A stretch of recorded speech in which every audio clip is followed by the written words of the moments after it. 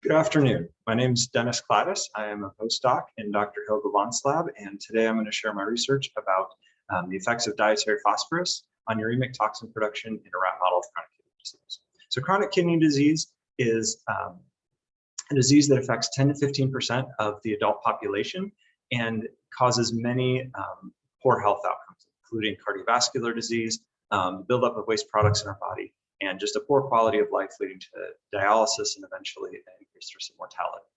And so one of the things that happens is as the kidneys shut down, they lose their ability to filter out the waste products that our body produces. One of those, or a family of those rather, are called uremic retention solutes or uremic toxins. As these build up in our bodies, they exacerbate some of the health conditions, the poor health outcomes caused by CKD, and they cause higher rates of cardiovascular disease and higher rates of mortality. And so one of the hallmarks of chronic kidney disease treatment is reduced dietary phosphorus in the diet. So we wanted to test the hypothesis that reducing dietary phosphorus in the diet affects the production of these uremic toxins, because these uremic retention solutes are produced in the gut microbiome.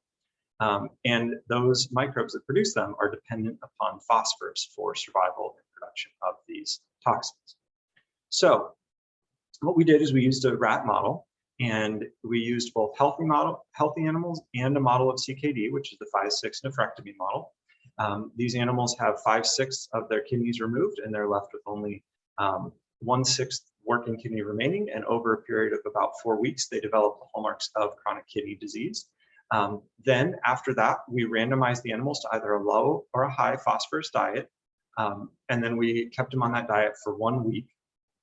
And then we drew blood at both baseline and sacrifice to analyze these uremic retention solutes.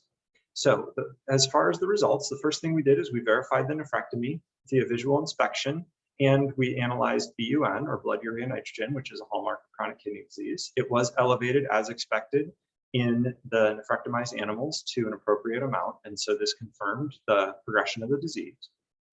Second, we looked at food consumption just to make sure that there were no effects of the low versus high low or high phosphorus in the diet, and we saw that there was no difference over the 7 days between the animals, though because we did have them on a restricted feeding diet for only 4 hours a day, there was a trend towards increased food consumption each day over the 7 days. And then we looked at our uremic retention solutes.